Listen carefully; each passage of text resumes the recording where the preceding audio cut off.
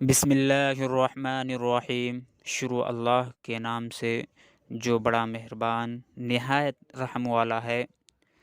ماؤں کی ضرورت زندگی میں ختم نہیں ہوتی، ان کی محبت آکسیجن کی طرح ہوتی ہے جس کی ضرورت آخری سانس تک رہتی ہے۔ جیسے جیسے عمر گزرتی ہے احساس ہونے لگ جاتا ہے کہ والدین ہر چیز کے بارے میں صحیح کہتے تھے۔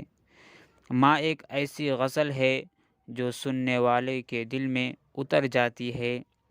ماں کا حق ادا کرتے رہو، قسم ہے اللہ کی اگر تم اپنا گوشت کاٹ کر اسے دے ڈالو تب بھی اس کا چوتھائی حق ادا نہ ہوگا۔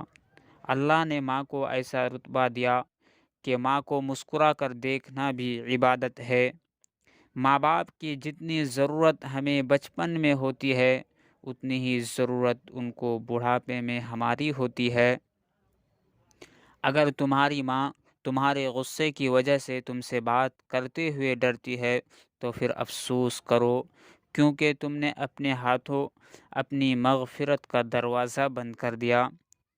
لوٹا کہ عمر کی دولت وہ خالی ہاتھ بیٹھی ہے، کسی ظالم کی جنت یوں سرے بازار بیٹھی ہے۔ ابھی زندہ ہے ماں میری، مجھے کچھ نہیں ہوگا، میں جب بھی گھر سے نکلتا ہوں دعا بھی ساتھ چلتی ہے۔ جب انسان اپنے والدین کے لیے دعا کرنا چھوڑ دیتا ہے تو اس کا رزق روک دیا جاتا ہے۔ ماں باپ دنیا کی سب سے بڑی نعمت ہیں۔ ماں نہ ہو تو دلاسا دینے والا کوئی نہیں ہوتا، اور اگر باپ نہ ہو تو زندگی کی دوڑ میں اچھا مشورہ دینے والا کوئی نہیں ہوتا۔ وفا کرنی ہے تو ماں باپ سے کرو، دنیا آپ کو تب پیار کرے گی جب آپ کے پاس دنیا والوں کے لیے کچھ ہوگا۔ ماں باپ کو خوش کر دینا آسان ترین کام ہے، ان کو آپ کی ذرا سی توجہ اور نرمی کی سوا کچھ نہیں چاہیے ہوتا ہے۔